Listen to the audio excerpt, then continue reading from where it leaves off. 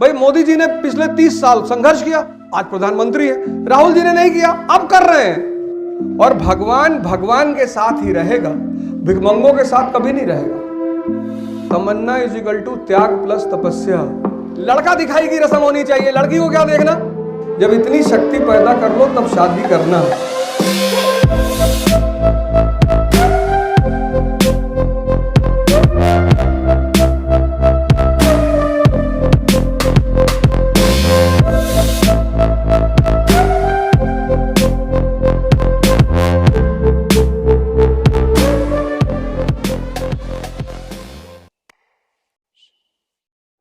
अगर आप दर्द से बच रहे हैं कि भगवान दर्द ना मिले जीवन में, तो आप भूल जाओ कि आप कुछ कर पाओगे। संभव ही नहीं है ही नहीं। वो परिवर्तन का एक अमूलभूत सिद्धांत है। जैसे फॉर एग्जाम्पल आप पढ़ते हैं और आप बैठ के नहीं पढ़ पा रहे हैं, कोई बात नहीं, आप बैठे पढ़ने के लिए। और मन को समझना, मन से बड़ा चालबाज इस पूरी धरती पे कोई दूसरा है ही नहीं। तुम दिन भर घूमो, तुम्हें कोई महत्वपूर्ण बात नहीं याद आएगी। जैसे ही पढ़ने बैठोगे वैसे याद आएगा, यार पापा की बीपी की दवा लानी थी यार। और अपने आप को देखना। एक लड़का एक होटल में काम करता था, तो वहां एक आदमी आता था, उसको 50 की नोट देता था, 500 की नोट देता था और कहता था ये कितने का नोट है। तो वो लड़का कहता था भैया 50 रुपए का नोट है। कहता था रख ले। तो उस आदमी के साथ जो आदमी उसको देता था 500 का नोट, उसके साथ एक आदमी हमेशा आता था। हर बार वो एक नए आदमी को लेकर आता था, उस लड़के को 500 की नोट देता था और फिर उस लड़के से पूछता था कितने का नोट है। वो लड़का कहता था भैया 50 का है।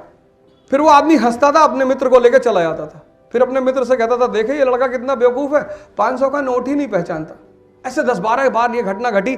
फिर वो आदमी एक आदमी को लेकर आया, फिर ये घटना घटी। उसने 500 का नोट दिया लड़के को और लड़के से पूछा कितने का नोट है। लड़के ने कहा साहब ये तो 50 का नोट है। फिर दोनों बाहर निकल गए। तो जो दूसरा आदमी साथ में आया था वो बाद में लौट कर उस लड़के के पास आया, कहा तुम इतने जाहिल हो, बेवकूफ, तुमको 500 की नोट दिखाई नहीं पड़ती। उसने कहा सर ये जो आदमी आता है ना, ये मेरी बेवकूफ़ी का प्रदर्शन करने के लिए हर बार एक नया आदमी लेकर आता है और हर बार मैं इससे कहता हूँ ये 50 का नोट है और अब तक ये मुझे 10,000 रुपया दे चुका है।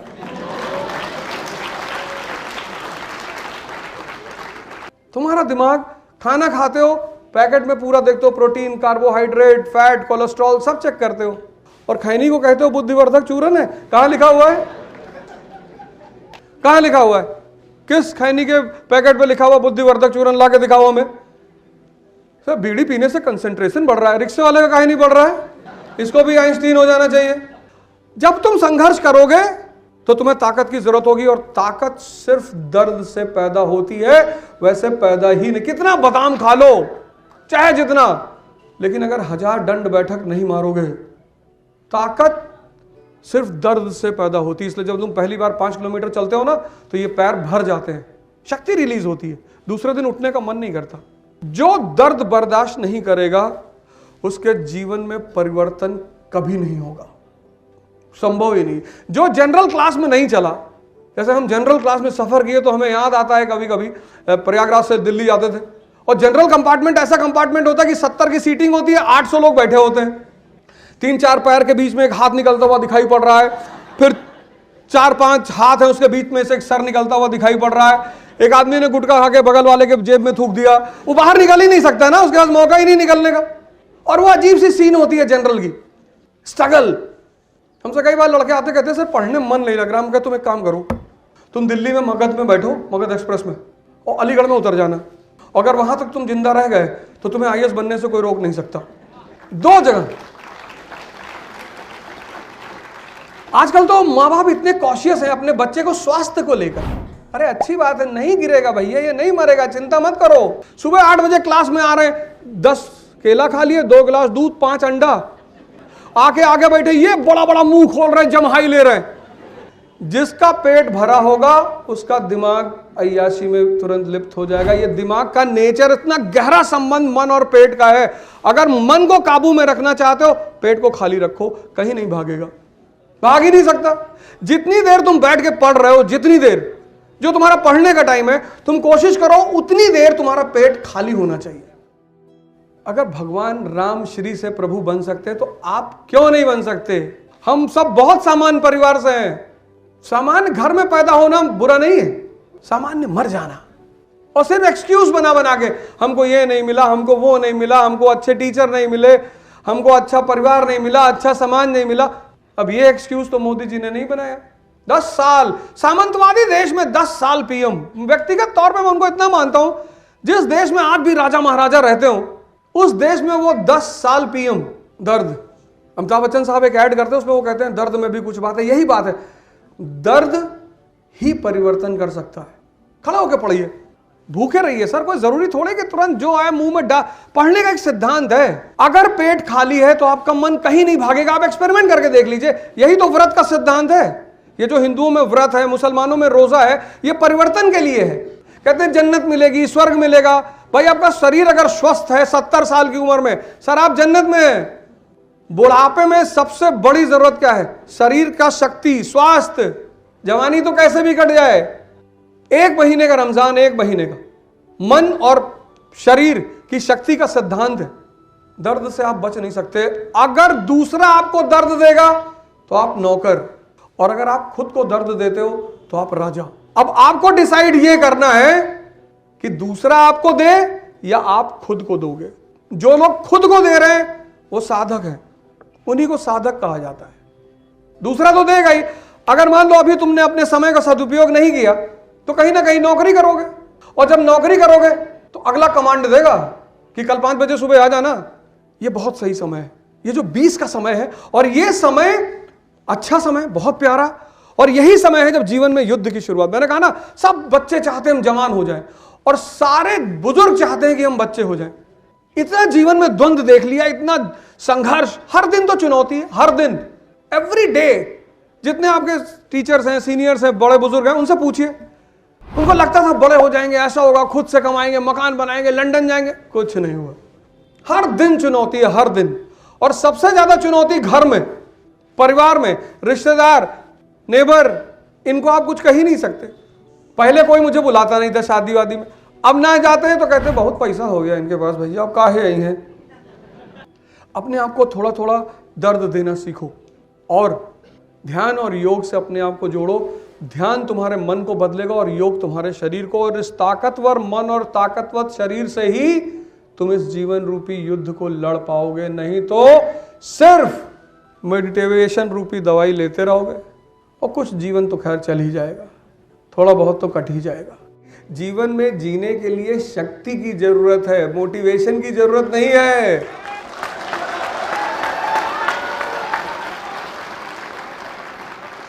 छत्रपति शिवाजी महाराज किससे मोटिवेशन लेते थे? तब तो कोई मोटिवेशनल स्पीकर था नहीं। अगर जीवन मोटिवेशन पे चलता तो छत्रपति शिवाजी को किससे राणा प्रताप, राणा सांगा, ये सब योद्धा थे। और सबसे बड़ी बात, जो इसे किताब कहना तो बहुत छोटा शब्द हो जाएगा, गीता। अरे जिस देश में इतना बड़ा ग्रंथ है, स्वामी विवेकानंद पेरिस में थे तो बहुत सारे धार्मिक ग्रंथ रखे थे और सबसे नीचे गीता रखी थी। तो किसी प्रीस्ट ने उनसे मजाक किया, कहा स्वामी जी देख रहे हैं आप अपनी गीता की हालत, देख रहे हैं कहाँ रखी है? बोले यार देख तो रहा हूं, और ये भी देख रहा हूं कि अगर इसे नीचे से हटा दोगे तो बाकी सब भर भर करके गिर जाएगी। बेस है, फाउंडेशन।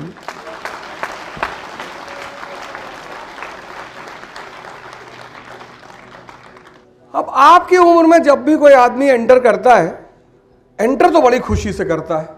हर बच्चे की तमन्ना है कि मैं जल्दी से जवान हो जाऊं। इस देश का जो आधार है, इस देश की जो संस्कृति है, वो इतनी शानदार, इतनी जबरदस्त है। आज यूपीएससी में, आईएएस में इस बार क्वेश्चन पूछा गया था कि विवाह एक संस्था के रूप में खत्म हो रही। मैं फिर से उसी क्वेश्चन पे आऊंगा जहां से मैंने शुरू किया था, लेकिन चूंकि किसी ने कहा कि शादी भी करनी है तो मैंने कहा एक बार इस पे भी चर्चा कर ली जाए। दोबारा शायद ये प्रसंग आए या ना आए, तो प्रसंग के साथ कभी कभी बात कर लेनी चाहिए। तो इस देश की संस्कृति इतनी स्ट्रांग है, इतनी मजबूत। डाइवोर्स जो वर्ड है वो वेस्टर्न वर्ड है, हमारी संस्कृति में है ही नहीं, उसकी जरूरत ही नहीं थी। क्योंकि विवाह भारत में एक धार्मिक कृत्य है, उसका एक कर्तव्य है सृजन करना और दूसरा काम है मुक्ति। पूरी एक शास्त्र लिखा हुआ है विज्ञान भैरव तंत्र का। लेकिन स्त्री चूंकि भगवान की प्रतिनिधि है धरती पे, पुरुष को नाराज होने की जरूरत नहीं, मैं उस पर भी चर्चा कर लूंगा। स्त्री जो है वो भगवान की धरती पर प्रतिनिधि है, और भगवान भगवान के साथ ही रहेगा, भिखमंगों के साथ कभी नहीं रहेगा। उसका एक नेचर है, उसकी तुम आवश्यकता कहो या उसकी जरूरत कहो। वो अब शिव जी का जो रूप है, मतलब उनकी पत्नी को घर चाहिए रहने के लिए, तो लड़ नहीं रहे हैं कि नौकरी करूं कि बच्चों को पालूं कि तुम्हारे लिए घर बनवाऊं, कोई झगड़ा नहीं, कुछ नहीं। पार्वती जी ने कहा यार मकान चाहिए हमारे लिए, घर बनवाओ। तूने कहा बिल्कुल बनवाते। तो कुबेर जी को बुलवाया, धन के देवता, और सोने का महल बनवाया। जब इतनी शक्ति पैदा कर लो तब शादी करना। ये जो भी शादी के लिए परेशान हो, समुद्र मंथन से दो चीजें निकली, एक तो विष निकला, एक अमृत निकला। अमृत पीने के लिए देवता परेशान है, राक्षस परेशान है, लेकिन विष किसने किया? भगवान शिव ने। और ये शिव है, और ये विष है क्या? ये समाज। ज्यादा पॉजिटिव हो जाओगे तो समाज चिंतित हो जाएगा कि यार इसको दुखी कैसे करे यार। ये विष कहीं बाहर नहीं है, हम सबके साथ है। बुद्ध ने तभी तो कहा कि संसार दुखमय है, दुख नहीं है। लक्ष्मी जी सिर्फ विष्णु जी के साथ रहती, बाकी किसी के साथ नहीं रहती। पैसा तो बहुत लोग कमाना चाहते हैं, गुटखा खाए हुए हैं। समुद्र मंथन जब हुआ, लक्ष्मी जी भी निकली, तो देवताओं और असुरों में झगड़ा हो गया शादी करने के लिए। तो लक्ष्मी जी ने कहा कि बैठो, मैं डिसाइड करूंगी। बैठ गए दोनों लोग लाइन में। तो जब दोनों लाइन में बैठे तो देखा उन्होंने कि अंदर उधर दूर सागर में कोई लेटा हुआ है। तो उन्हें पूछा कि कौन है? बोले विष्णु जी हैं। बोले इनको पता है कि मैं बाहर आए हैं? बोले जी बिल्कुल पता है। बोले ये मुझसे शादी नहीं करना चाहते? बोले वो तो सब ब्रह्म ऊपर है इन सब चीज़ों से। उन्होंने जाके विष्णु जी को माला पहना दी।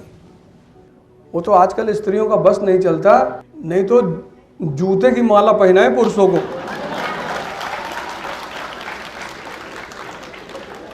लड़की देखने जा रहे, लड़की, जब भी लड़की देखने जाना पहले शीशे में खुद को देख लेना तब जाना। ऐसे नहीं कूद फांद के चले गए तुरंत दौड़ते भागते हुए। लड़का दिखाई की रस्म होनी चाहिए। लड़की को क्या देखना? लड़कों को देखना चाहिए। लड़कों की दंड बैठक लगा 1000। बैल देखा जाता है, गाय नहीं देखी जाती। दुनिया में बैल की बाजार लगती है, बैल की। लड़के लड़की देखने जा रहे। ये पहला काम करिए आप। आज बाहर जाइएगा तो सबसे पहले प्रभु राम पर अध्ययन करिए। उनका एक सूत्र है, T=T+T। तमन्ना = त्याग प्लस तपस्या।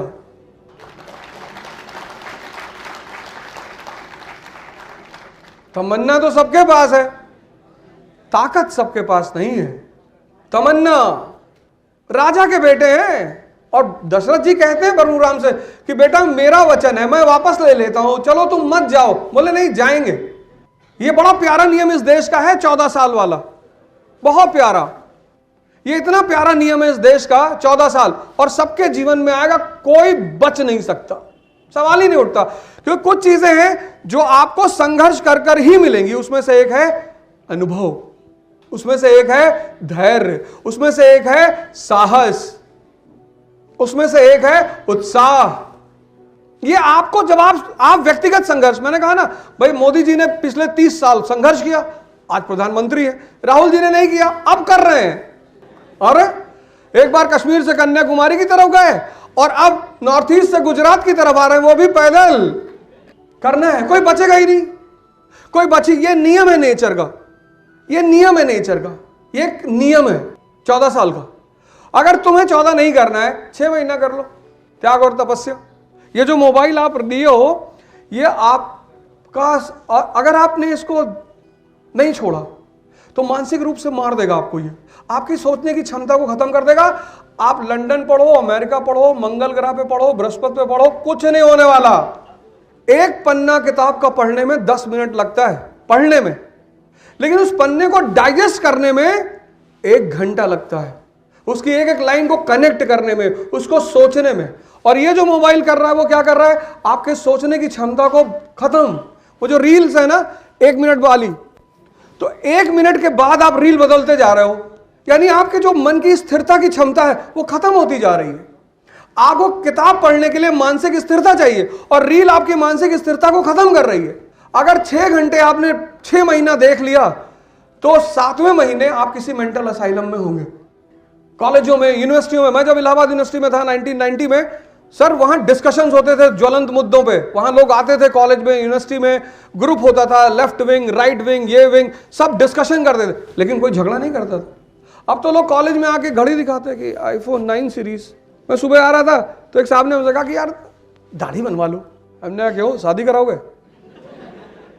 आदमी को साफ सुथरा रहना चाहिए, हाइजेनिक। ये नहीं एक शर्ट पहन लिए 15 दिन पहने क्लास में गए, लड़के बेहोश हो गए मर गए, ऐसा भी नहीं होना चाहिए। इस देश ने हमेशा आंतरिक शक्ति को बढ़ाने पे ध्यान दिया, हमेशा। एक अकेला विवेकानंद जी गए इस देश के बाहर और पूरी दुनिया ने उनको सजदा किया, पूरी दुनिया ने। क्यों? ज्ञान। इस देश ने मटेरियल का निगेट भी नहीं किया। आपके पास मर्सिडीज है, बहुत अच्छी बात है, आपके पास हवाई जहाज है, बहुत अच्छी बात है, ये सब चीजें बुरी थोड़ी है। लेकिन इन सबके होने के साथ साथ अगर विवेक नहीं है, यही तो है प्रभु राम, सौरज धीरज तहि रथ चाका। जिस युद्ध में हम पड़े हैं जीवन के, जो मैंने कहा कि 20 साल का उम्र वो उम्र है जब आप जीवन के संघर्ष में एंटर करते हो, यहीं से संघर्ष शुरू होता है। और इस संघर्ष में अगर आपके पास आंतरिक ताकत नहीं, मन और शरीर की, आप इस संघर्ष में नहीं जीतोगे। जैसे आप आज जीवन में खड़े हो लड़ाई करने के लिए इस संसार रूपी युद्ध में, ऐसे भगवान राम खड़े थे रावण के सामने, नंगे पैर, सामान्य कपड़ा पहने हुए। और विभीषण भगवान राम से कहता है कि नाथ न रथ नहीं तन पद त्राणा, और कही विधि जीतब वीर बलवाना। भगवान तुम्हारे सर पे ना पायदे का कपड़ा है, ना पैर में चप्पल है, और ये तुम्हारे सामने जो महाकाल खड़ा हुआ है, इसको कैसे जीतोगे? और क्या जवाब दिया भगवान राम ने? उस जवाब की तुम्हें भी जरूरत है। धर्म जो है मानव परिवर्तन का विज्ञान है। शादी कराने के लिए नहीं है कि मंदिर चले गए भगवान शादी करा दो, अब भगवान ये भी कराएगा। फिर भगवान के पास जा रहे हो, करो बच्चा पैदा करवा दो, और बच्चे में भी लड़का, फिर करो भगवान नौकरी दिलवा दो। जब सब कुछ भगवान को ही करना है तो इतनी शक्ति, इतना दिमाग तुम्हें किस बात के लिए दिया है? तो भगवान राम ने, तुलसी जी ने जो उस पर जवाब लिखा है, क्या जवाब? उस सब की हमें जरूरत है, क्योंकि हम सब उसी युद्ध मैदान में खड़े हैं। तो भगवान राम विभीषण से कहते हैं कि विभीषण, जिस रथ की जरूरत होती है इस जीवन रूपी युद्ध को लड़ने के लिए, वो रथ मेरे पास है। तो विभीषण ने कहा कि महाराज कौन सा रथ? बोले सौरज धीरज तहि रथ चाका। ऐसा रथ, शौर्य और धीरज जिसके चक्के हैं, व्हील, धैर्य। 17 साल आपने पढ़ाई की अपने जीवन में, 14 साल आप स्कूल में रहे और 3 साल आप कॉलेज में रहेंगे, 17। अगर 17 साल आप जिम में बिताए होते तो आपकी बॉडी होती सिल्वेस्टर स्टेलोन की तरह।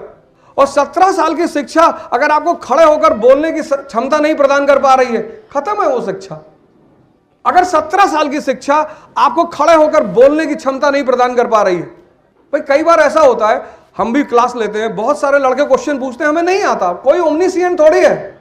और हमारी क्लासेस में तो IIT का लड़का, IIM का लड़का, एक से एक लड़का बैठा हाथ उठा देगा तुरंत। अगर हमें नहीं आता हम उसको सॉरी बोल देते हैं, सॉरी यार कल पता करके बता देंगे। साहस तो पैदा करो जीवन में, धैर्य। ये संजय जो पात्र है महाभारत में, ये धैर्य का ही सूचक है। पढ़ने में टाइम नहीं लगता, मनन करने में, सोचने में टाइम लगता है। तो भगवान राम कहते हैं सौरज धीरज तहि रथ चाका, सत्यशील दृढ़ ध्वजा पताका। दृढ़ता, वो जो फ्लैग है ना, वो दृढ़ता का फ्लैग है। लोग मेरे पास आते कहते सर अगर IAS नहीं होंगे तो फिर कोई सेकंड ऑप्शन बता दीजिए। हमने कहा कटोरा ले लो, एक कटोरा, हाँ एक बड़ा सा ले लो, उस पर लिख दो मेरा भविष्य, पढ़ाई करो। जब सेकंड ऑप्शन बना लोगे, महत्वाकांक्षा है तुम्हारे अंदर या तुम्हें नौकरी पानी है, पहले डिसाइड कर लो। IAS बनना एक महत्वाकांक्षा है, नौकरी नहीं है। MP बनना एक महत्वाकांक्षा है।